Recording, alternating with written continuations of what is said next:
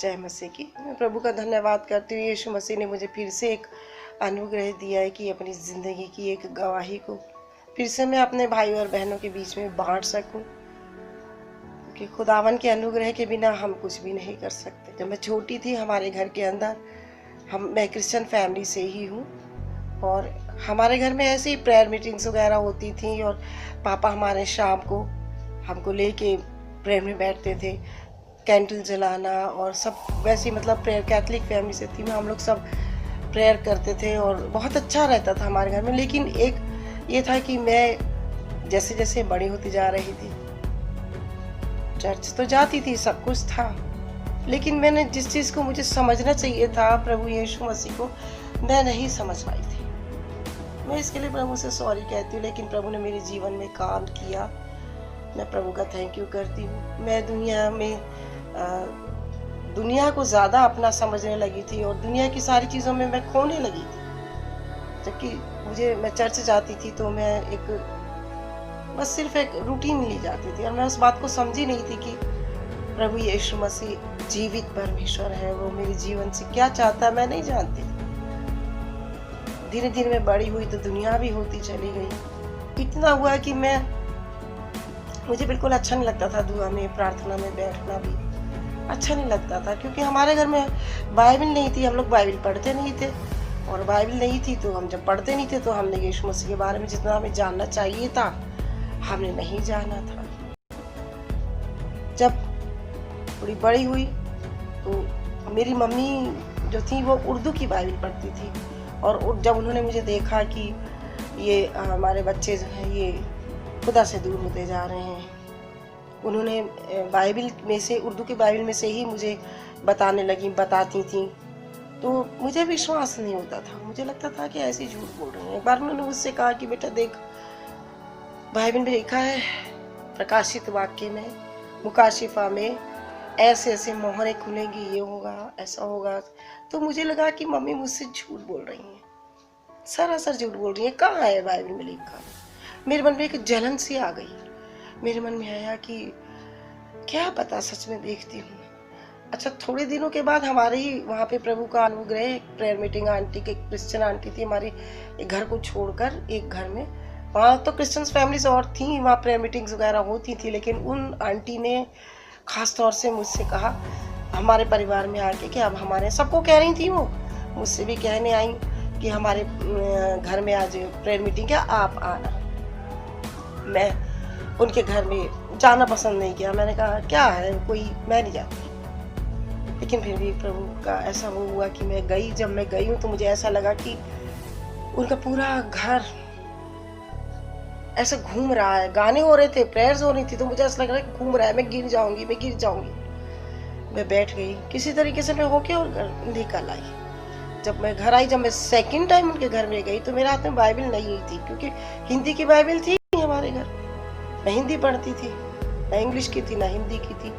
तो उनके वहाँ पर एक बहन, मलयाली बहन बैठी थी, प्रभु उस बहन को बहुत आशीष दे।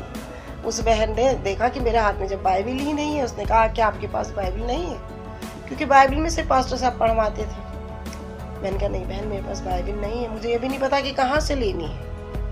उसने कहा ठीक है मैं देखती हूँ। मुझे नहीं मालूम है कि उस बहन ने कहाँ से अरेंज किया होगा, मेरे लिए एक बाइबल लेके आई, बाइबल लाई, उसने मुझे दी। अगले हफ्ते में उसने मुझे बाइबल दी।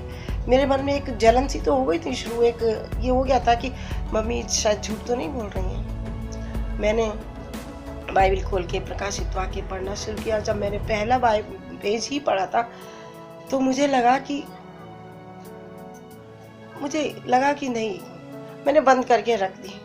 फिर नेक्स्ट डे खोलने लगी। तो उन दिनों में हमारे पापा रात को ज़्यादा देर बत्ती जलाने नहीं देते थे, क्योंकि स्कूल में सबने छोटी बहनों ने जाना होता था, सब ड्यूटी वाले, मेरी मम्मी पापा भी ड्यूटी वाले थे, तो वो कहते थे कि रात को ज़्यादा देर बत्ती नहीं जलानी। तो मैंने अपने घर की सारी बत्तियाँ और सब पर्दे वर्दे डाले और कमरे में अपने पलंग के पास बैठ के और बाइबल पढ़ने लगी। जब मैं पढ़ने लगी तो मुझे लगा कि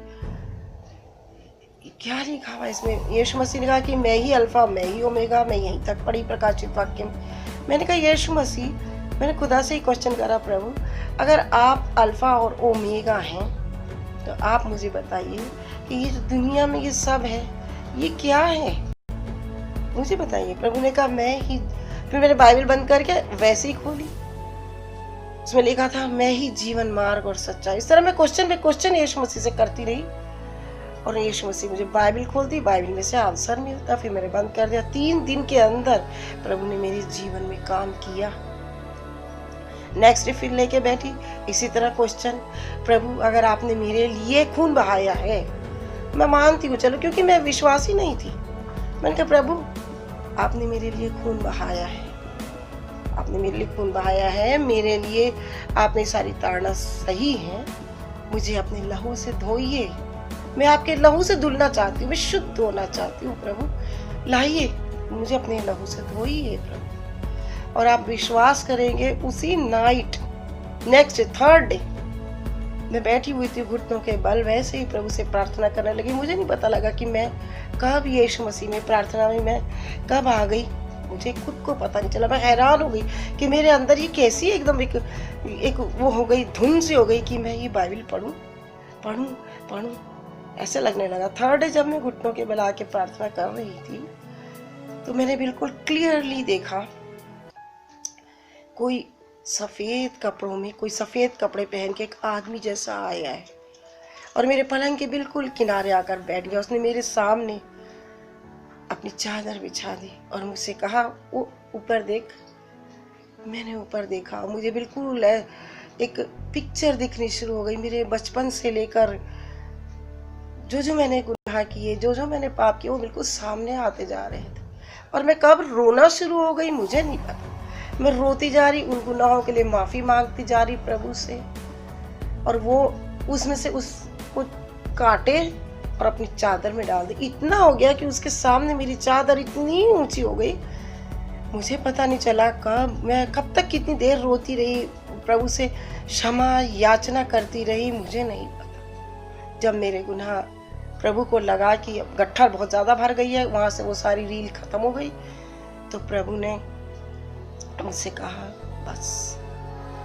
मैं कितनी देर रोती रही मुझे नहीं पता। उसने वो चद्दर को, वो गट्ठर को उठाया और बांधा और अपनी पीठ के पीछे ऐसे करके फेंक दिया। मुझे सच में बहुत याद है अच्छे से कि मैंने उनको देखा ऐसे करते हुए। और जब पीठ के पीछे फेंका और खड़े हो गए और चले गए। मैं उठी, मैंने अपना मुंह धोया और अपने बिस्तर पर आकर लेट गई। मुझे ऐसा लगा कि मैं जैसे एक छोटा बच्चा होता है, बिल्कुल हल्की सी मैं आई और सो गई। मुझे नहीं मालूम क्या टाइम होगा रात का, वो मुझे नहीं पता। मेरे घर वाले सब सो रहे थे। मैंने थोड़ी देर में जब मेरी आंख लग गई, जब मैंने अपने अंदर से एक आवाज को सुना, बिल्कुल आदमी की, भरपूर आदमी की आवाज, मैं तुझ में हूँ और मैं अपना पवित्र आत्मा भेजूंगा। मैंने इतना सुना था, मैंने प्रभु का बहुत धन्यवाद किया यीशु मसीह। उसके बाद प्रभु ने मुझे बपतिस्मा दिलवाया, मेरा जीवन बदलता चला गया। यीशु मसीह में आ गई, दुआ प्रार्थनाओं में आने लगी। सॉरी, प्रभु का मैं धन्यवाद करती हूँ कि प्रभु मुझे आगे से आगे बढ़ाते चले ले गए।